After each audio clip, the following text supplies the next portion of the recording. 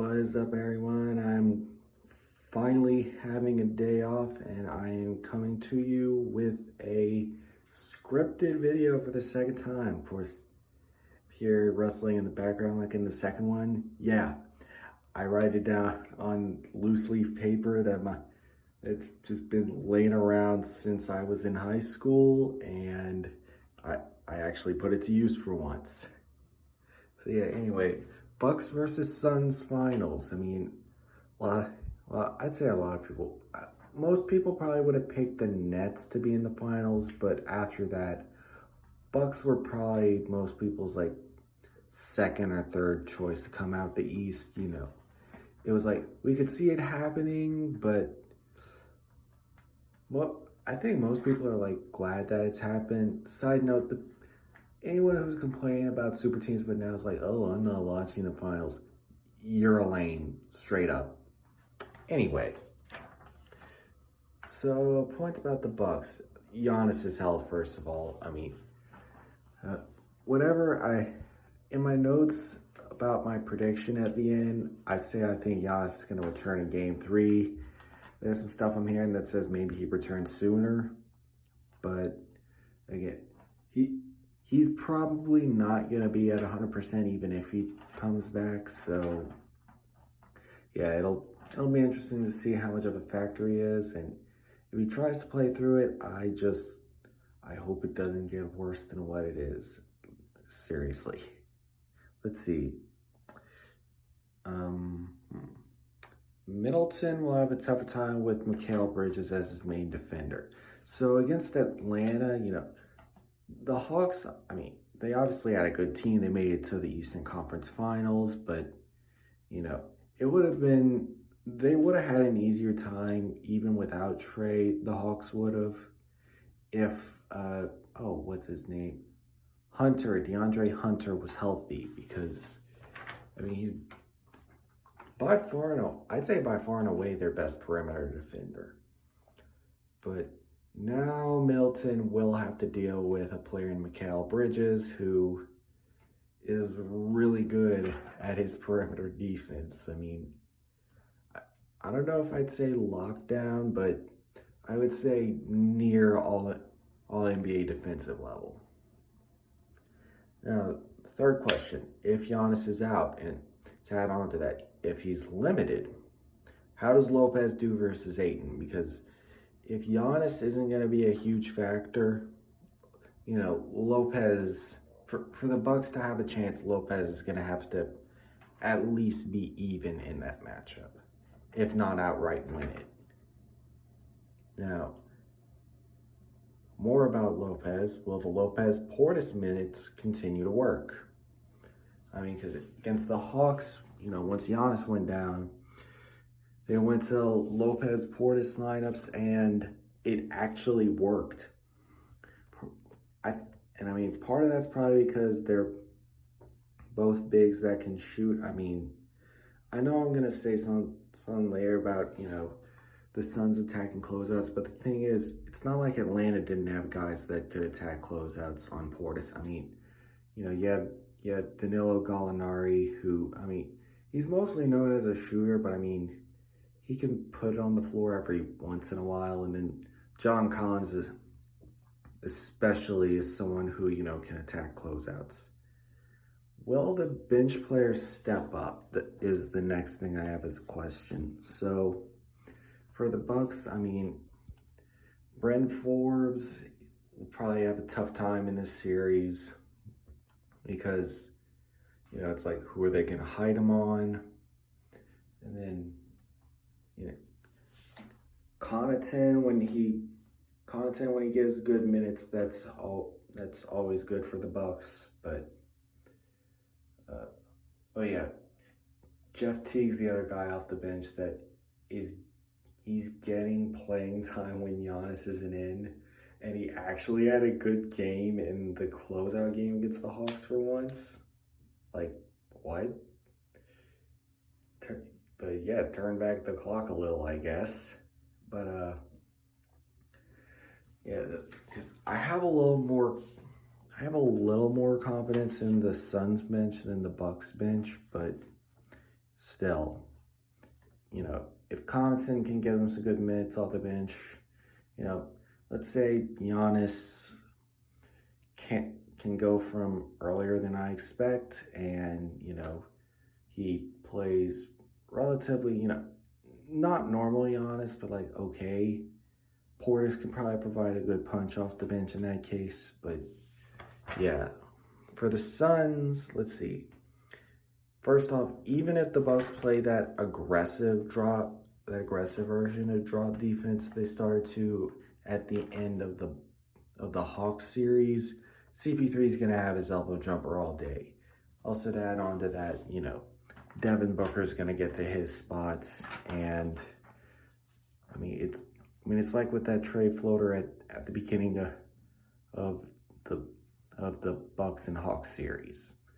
They're gonna have that. And then let's see. Oh yeah, I trust the Suns role players over the Bucks role players, and Monty over Bud. Let's see, who do you have among the role players? For the Bucks, it's guys like PJ Tucker, Bobby Portis, Brook Lopez is kind of in between at this point, depending on Giannis's health and how he performs. But with the Suns, Mikal Bridges, his shooting can be streaky sometimes, but he's always gonna give you, defending the other team's best player. Jay Crowder, who's kind of him and PJ Tucker kind of canceled each other out. Sorry, I kind of looking ahead. That's why I'm laughing a little. See who else you have. And then off the Suns bench, you have Cam Johnson. I'm about to get to Dario Saric. With Cam Johnson, that's something. Well, I'll preview one of my points ahead. Cam Johnson's someone who can go off the dribble a little himself. Obviously you want him mostly at spotting up and shooting, but still he can do that. Okay, something else I put down. Saric got better as the Clippers series went, but will he be a factor in this series? So, the reason I ask that is because the Clippers, they'd go small, and sometimes, they, before Zubac got hurt, they'd have him in, then they put DeMarcus Cousins in, but in that game 6, Saric on the pick and pop was effective enough to basically play him off the floor. Will he be able to do that with Lopez? Well, first off, would Bud even take Lopez out? With Giannis's health, he may not have much of an option of whether or not to. But even still, I seriously think, Cousins was able to get post-ups on Saric. There weren't a ton of minutes where they played together, but I'd have to look back, but I'd have to imagine that DeMarcus Cousins was able to post up Dario Saric, and Brook Lopez will be able to get the same thing when, Saric is giving Ayton a little rest. I put Bucks will attack campaign when he's in. It's mostly because, that's the one guy in the Suns rotations where it's like, okay, yeah, they'll probably attack him. Maybe they'll try to, when Cam Johnson is in, they'll try to get, pick and roll with Chris Middleton and whoever Cam Johnson is defending and, attack him. But really, I couldn't find much in terms of, okay, what can the Bucks attack? Well, I just mentioned Brook Lopez post-ups, but, that's not really an option that, they went to it in the Hawks series more, especially when Giannis got hurt, but I don't know how much they're actually going to go to it in this series. Let's see, last point. Will the Suns role players attack Portis effectively? Because, if Portis is defending their fours, especially, I already mentioned Cam Johnson, they can get him off the dribble, and get to the basket, maybe they can, limit his effectiveness, because if he's having to worry about players attacking him on closeouts, then it'll be kind of like Game 6 of that Clippers versus Jazz series where, well, that was more Rudy had to close out the guys in the corner because no one outside of Mike Conley could stop any of the Clippers guys from driving to the basket. But yeah, and then even with Conley, he wasn't even doing it that much. But anyway, in case you couldn't tell, yeah, my pick goes the Suns win this series. I'll say in 6 games. For a Finals MVP prediction, before I get into the rundown, I'll say, if the Suns win, it's going to be between Paul and Booker. I think Drew's going to do a decent job guarding Devin Booker, so Chris Paul wins Finals MVP. What do I put? Said, I don't think Giannis will be a huge factor, but returns in Game 3. Again, some things that I've been seeing suggest he'll return before that. Also think the answer to the attack Portis question will be yes. The more I've thought about it, it's not as clear, but I still lean toward thinking yes. I say it's not as clear because, again, John Collins, but although Collins isn't quite the shooter that oh my goodness. He's not quite the shooter that Cam Johnson is, but Cam Johnson is not nearly the athlete that John Collins is. Thank you, Captain Obvious.